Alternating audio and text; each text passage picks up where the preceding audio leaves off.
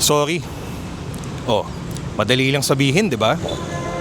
Pero ang hari ng Spain mukhang nahihirapang sabihin yan. Dahil mula sa isang pambihirang pagkakataon noong Lunes, March 16, inacknowledge ni King Felipe VI ang mga pang-aabusong nagawa ng Spanish Empire sa mga sinakop nitong mga bansa. Los reyes católicos, la reina Isabel, ¿no? Con sus directrices, las leyes indias, todo el proceso legislativo, hay un afán de protección que luego pues, la realidad hace que no se cumpla como se pretende y hay mucho abuso. At isa na riyan ang Pilipinas na inukupan nila mula 1565 hanggang 1898 o mahigit 300 years. Take note, kaya nga Pilipinas ang pangalan ng bansa natin dahil hango ito sa kalulololohan ni King Philip VI na si King Philip II. Pero side note lang, hindi sila direktang maglolo. Labo, di ba? Tagal na kasi. Oo nga, anong petsa na? 2026 na. Relevant pa ba kung magsusorry sila? Di na siya ganun ka-relevant since alam naman na natin naka-ingrade na sa history natin kung ano nangyari. Na it's just like opening up old wounds na lang para sa akin. Pairali na lang natin yung peace kasi parang hindi naman siya relevant na ngayon since payapa na tayo, payapa na yung Pilipinas, payapa na rin yung Spain. Pass is pass nga, 'di ba, sabi nila.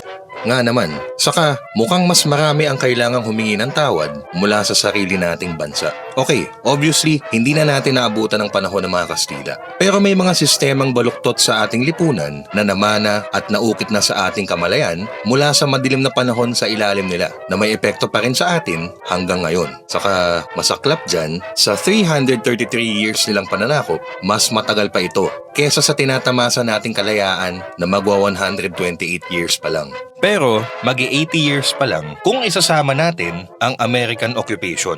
Noong 2019 nga, nagdemand si Mexican President Andres Manuel Lopez Obrador ng apology mula kay King Felipe VI at kay Pope Francis dahil sa mga human rights abuses noong sinakop sila ng Espanya. Ano nga ba ang epekto kung mag-sorry sila sa atin after all these years? Gaganda ba ang ekonomiya? Aayos ba ang sistema? Maibabalik ba ang dangal na nawala sa ating bansa? Hindi. Pero hakbang ito tungo sa hustisya, isang konsepto na mailap sa lupang ginagalawan natin. Pero teka, hindi pa ba sapat yung ginawa ng Spain na paikliin ng 2 years ang pagkuha ng mga Pilipino ng Spanish citizenship? Hindi. Hindi sapat ang pakonsuelong ito. Ano to, ganun-ganun na lang? So, anong gagawin natin ngayon?